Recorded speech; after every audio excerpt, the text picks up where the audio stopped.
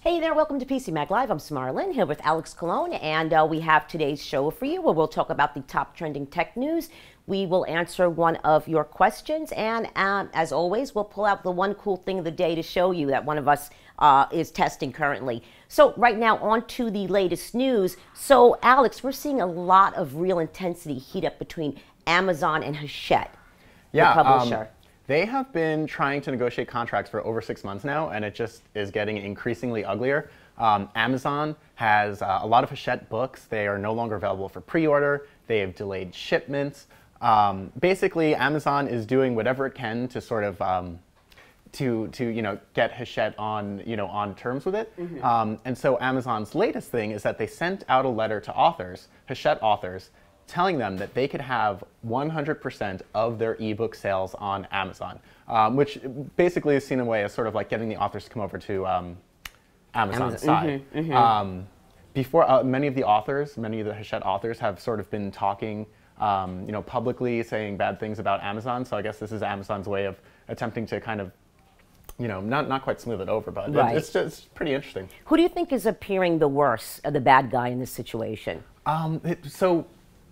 It's hard to say because Amazon's doing this, which seems pretty drastic. But then Hachette just put out a quote calling Amazon's action suicidal. So they're both kind of it seems a little bit childish. Yeah, it does, and it's getting really interesting. So we're definitely going to keep an eye on that story. So our second story today, speaking of things heating up, it is getting crazy, at least here in New York City, between Uber and Lyft and the whole taxi wars. Right. So Lyft is finally coming to New York. It is starting this Friday in the boroughs like Brooklyn and Queens. It's not going to be available in Manhattan yet. And Lyft is sort of like Uber, except it has a pink mustache on front of the car. Right. They don't actually use licensed taxi or limousine drivers. It's just like regular anyone with a license that wants to become a Lyft driver. And they basically sort of donate rides for a, it's like you give them a donation. Huge carpool thing, crowdsourced thing. Right. So they're coming to New York on Friday, and the same day that they announced this, Uber announced that they are lowering their rates in Manhattan, or in New York. And that's kind of interesting because Uber, up until now, has always been slightly more expensive than your standard yellow cab. And so these the new rates are actually going to make it about $1 lower on average than a yellow cab. So it's interesting if this is in response to Lyft, which I think it probably is. But as the space in New York especially heats up, if we'll just keep getting cheaper and cheaper cabs, which I hope. Oh, definitely. And also we just learned recently that I think Uber worked out something with the New York City Attorney General where they can't even engage in this price gouging that sometimes goes on when there's disasters and storms and stuff. So definitely going to be a lot of noise from these two taxi companies. So our third story, teenage Facebook hunter. You might have seen there was a lot of controversy. You might have seen on your Facebook friends' news feeds about Texas teenage cheerleader Kendall Jones. She was posing with a lot of these big game safari animals. Well, Facebook finally made a decision about the outcry a lot of those photos were causing. Right. Well, Facebook was getting tons of petitions from PETA. There were hundreds of thousands of people signing petitions to have them take it down. Facebook claims that it had nothing to do with the petitions, that the images themselves violated their own terms for graphic content.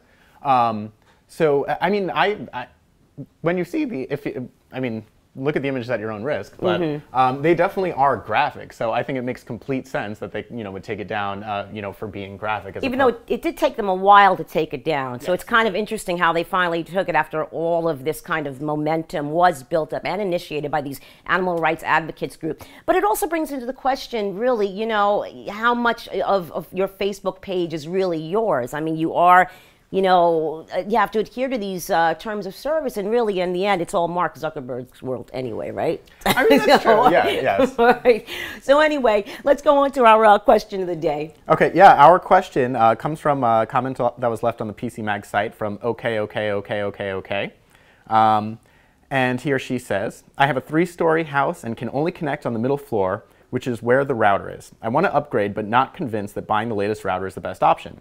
Should I buy something like the Netgear R7000 or Netgear R8000 for the middle floor to get the best area coverage, or just buy 3, 1 for each floor, slower routers, even if they cost more? So this was an answer that was left on an article that we wrote about Netgear's upcoming R8000 router, which is, of course, their new yet-to-ship tri-band router.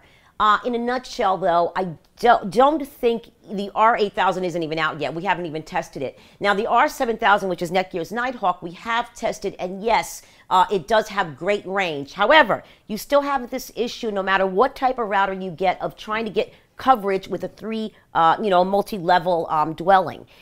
I think the best option for you is, yes, you might want to go with 2 additional slower routers, but you, of course, don't want the 2 additional routers functioning as routers. You want them to act as repeaters, sort of wireless extenders. And you can get those cheap on, Amazon or like a $40 router, and just make sure it supports bridging or wireless extension functionality. And I think that might be the best option. Also, 5 OKs, we'll just call the asker.